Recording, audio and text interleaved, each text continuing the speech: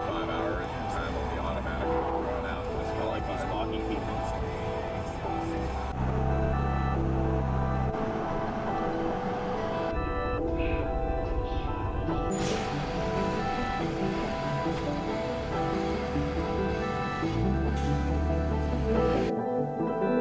Alright everyone, today I don't know if you guys can tell, but we're running, you know, without the tooth because we're ruthless. So we're gonna run toothless.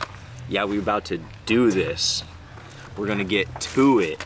Nike, just do it. That was so corny, cut that. He looks fucking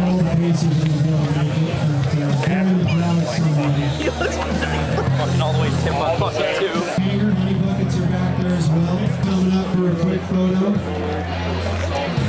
We're officially 4 minutes before the start of the race. It's cold. Ready? Ready to go over, man.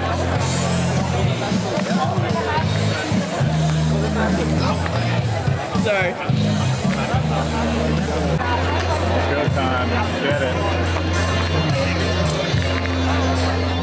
Not only is this my first ever marathon, but it's my first time ever documenting a marathon. So something was bound to go wrong. And right from the get-go, we're at the starting line, we're getting all hyped up. I'm thinking to myself, like, everything is going super smooth so far. We got here on time, everyone was ready to go.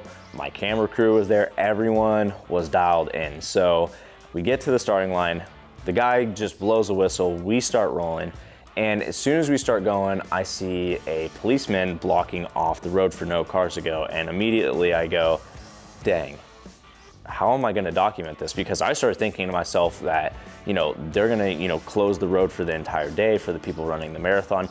Luckily, as you guys will see later on, that wasn't the case. But for the first 2 miles, I wasn't able to document it, and these first 2 miles were pretty difficult. I don't know if I've ever explained this before, but the first 2 miles for me are always very challenging up until about mile 4 is when I really get in my groove. And Rory and I were moving way too fast. We were moving at like a 6:25 at one point, and eventually we pulled back as soon as we hit, I would say about halfway of the Mineros Bridge, which is from Gig Harbor to Tacoma, Washington. And that was about like mile 2 or so.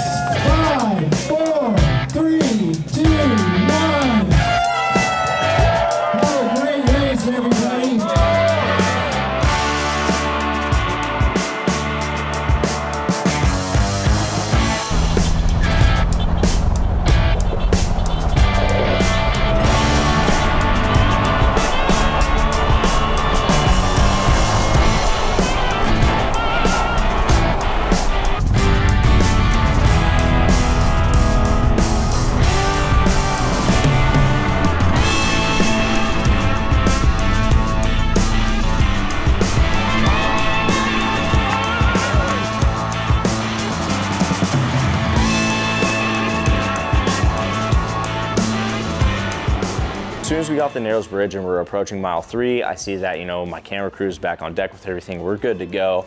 But as we hit the mile marker 3, literally Rory goes from being with me to just not being with me. And it wasn't just like a slow, gradual, like he was just losing his pacing. It was just instantly. Come to find out, his tape had come off of his knee.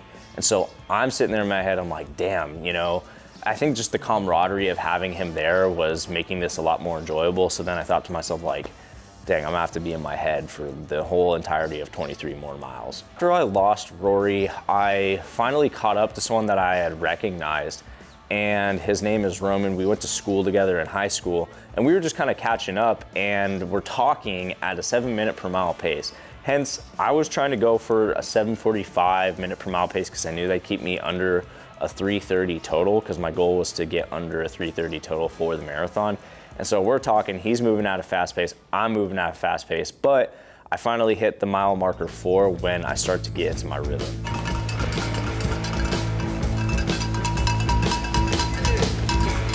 Nice.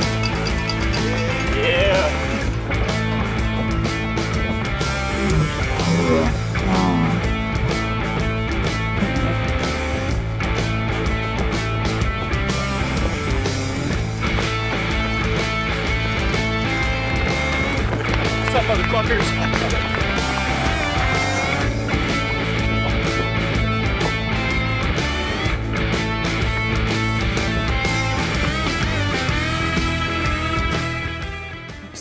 We go past mile marker number 4, and at this point I'm moving really good, I'm moving really fast, I feel really good, and I'm still moving at a 7-minute per mile average, and I'm still with Roman. I think the reason I was even moving that fast is because of him. Not because of him, because obviously I have to do the work to do it, but I think the pressure from him and then the pressure of me running at that pace kept us going at that pace.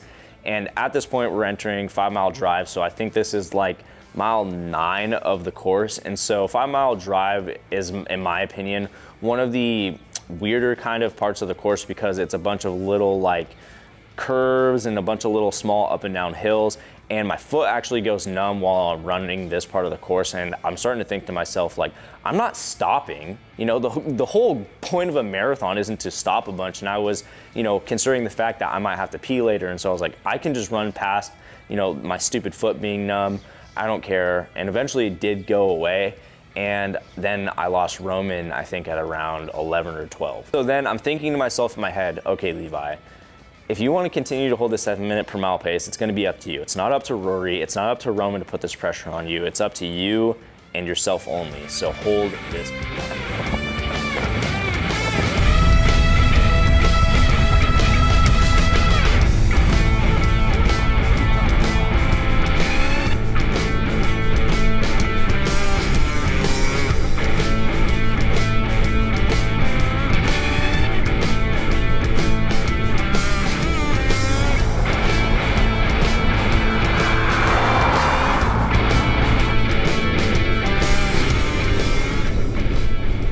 After we finished the 5-mile loop, we came up onto Ruston Way, which is a very straight portion of the run. It's really relatively, I would say it's probably, if not the easiest part of the whole run, considering how flat it is. And it's also along like a beautiful view. You also get the water right next to you, which is great.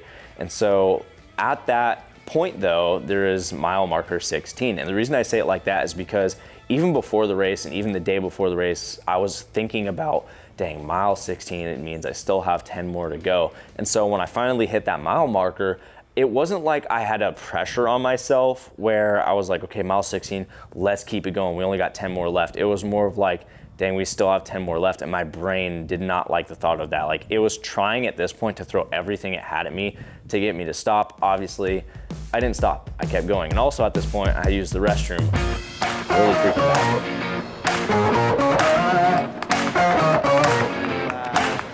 See you all at the finish line.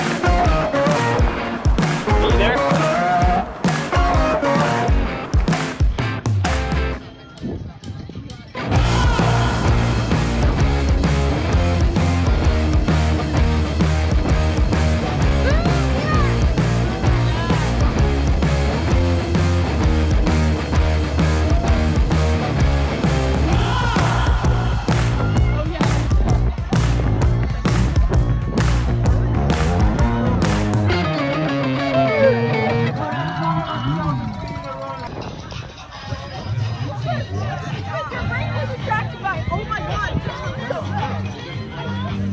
How you feeling?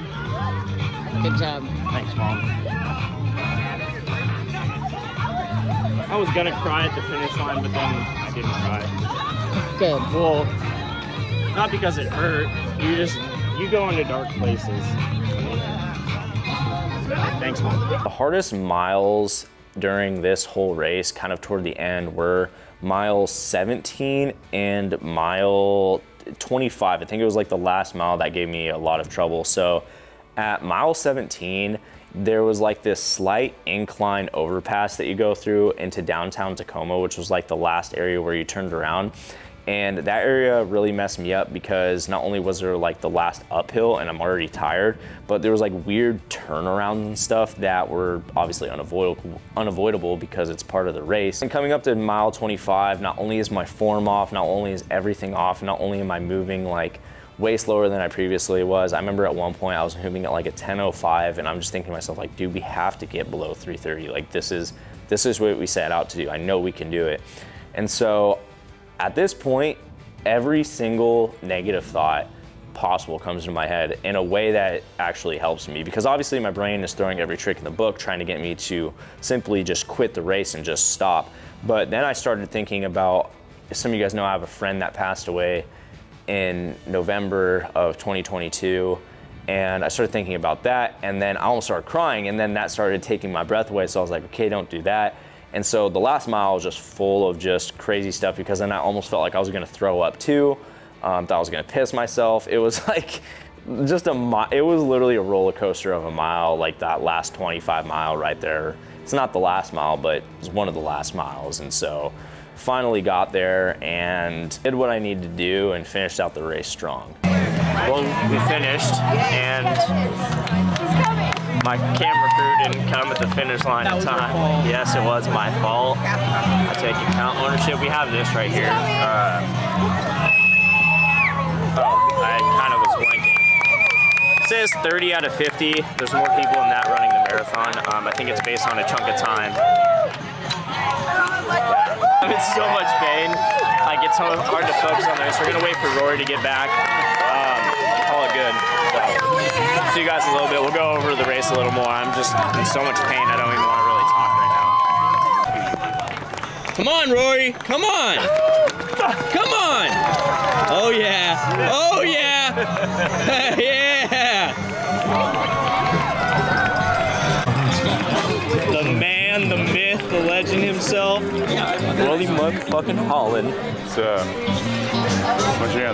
Hoping to get out of this race for me so personally was just putting in the effort and being happy with the effort that I put in. A lot of you guys may or may not know this, but I really struggle with working on things, in the sense that when I work on something, I feel like it can never truly be done because it wasn't done perfect, even though it might have a lot of hard work in it. If it's not perfect, in other words, like, I'll have a lot of doubts about my work, I don't ever consider it a job well done. So by doing these things, I can be proud of the fact that I did it, I put in the work, even though it maybe wasn't like perfect. Obviously you can always do better, there's always room for improvement, but doing things like this always helps me to just, you know, take a bigger outlook on, you know, the work that I put into things and be proud of it, rather than being like, it needs to be perfect. And obviously another thing was to inspire you guys, but I wanted to inspire you guys in a way that was more so about taking yourself out of your comfort zone and putting yourself into a very uncomfortable situation. Because as some of you guys know, I've always been predominantly in lifting. Yes, I have a small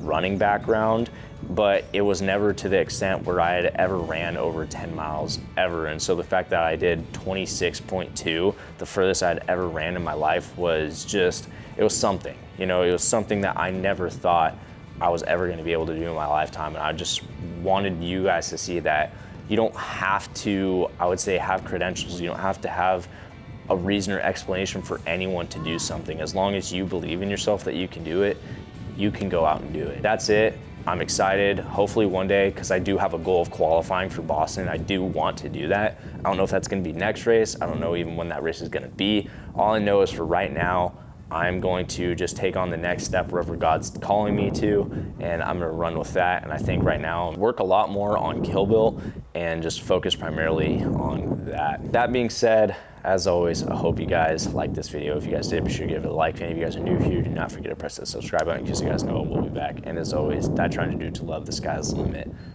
I'll see y'all in the next one.